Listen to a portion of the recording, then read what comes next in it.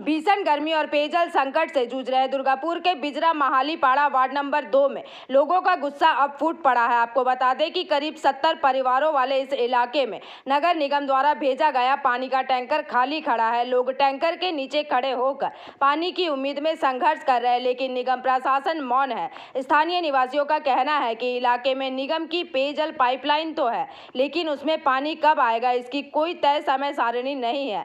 शिकायतों के बावजूद केवल एक बार पेयजल टैंकर भेजा गया, जो अब भी पानी खत्म होने के बावजूद वही खड़ा है। लोगों का कहना है कि सुबह से पानी नहीं आया है, ट्यूबवेल भी खराब है। अब ऐसे हालात में वे बच्चों को लेकर कहां जाएंगे। उनका कहना है कि बार बार अधिकारियों को सूचना देने पर भी समाधान नहीं हुआ। अगर यूं ही पानी नहीं मिला तो जीने की बजाय मरना बेहतर होगा। बता दें कि जिला भाजपा प्रवक्ता सुमंत मंडल ने स्थिति पर तीखा तंज कसते हुए अपनी बातों को रखा।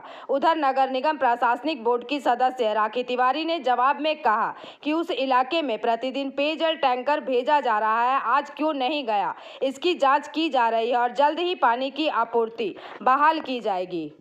अनेक समस्या है बाबा, साय सकाल এখন থেকে তো জল নাই, পুকুর নাই, বাচ্চাগুলাকে কি করে রাখা হয়।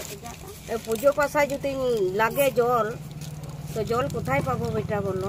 খাওয়ার জল করো, খাবার জল এইটাই। তাহলে এখন কি করবে যদি জল তো আজকে এসেছে এখনো? এখন আসে নাই বেটা। আর গ্রামে কল হেতা হতা নিয়ে আসছি। এই কলটার পাশে তো কিছুই নাই। কি হয়েছে কলটা? এই কলটা চাপা কলটা গোটাই খুলতে হবে। কোন ডিএমসি থেকে লোক আসে না? কই বেটা কই এখন আসে নাই বাবা। এই যে এত গরম কতটা সমস্যা, খুব অনেক সমস্যা। এই ছেলে রাখা মুশকিল, না জল পায় না। ঠিক আমাদের জলের খুব কষ্ট, আমরা জলের জন্য ছোটাছুটি করি। তারপরে তোমার ট্যাঙ্কিতে আসে, কোনোদিন পায় না, কোনো ঠিক নাই। পুকুরে জল নাই, আমাদের জলের খুবই কষ্ট। ডিএমসি কে জানিয়েছেন? ডিএমসি তে জানিয়েছি বলে জল ট্যাঙ্কি জল আছে, কিন্তু আজকে এসছে জল? আজকে আসে নাই, ট্যাঙ্কি নিয়ে যাবে, কখন আসবে কোনো ঠিক নাই। তাহলে কি করে জল পাবেন আজকে? যদি আসে তো পায়, না হলে পাইবো না। আর অনেক দূরে পুকুর, না ডিএমসি যাব নাকি বেটা বলো চলো। আপনাদের কতটা সমস্যা হয়? আমাদের সমস্যা অনেক হয়। গ্রামে কি থাকেন? নমস্কার, দেখুন ক্রমাগত আমরা ভারতীয় জনতা পার্টি এটা বলে এসেছি, দুর্গাপুরের বহু এলাকা জলের কষ্টতে ভুগছে এবং তারই ব্যতিক্রম হয়নি দুর্গাপুরের 2 নম্বর ওয়ার্ড। এবং সেখানে সাধারণ মানুষকে একটি জলের ট্যাঙ্কারের ওপর নির্ভরশীল থাকতে হচ্ছে। সেই জলের ট্যাঙ্কারেও জল নেই।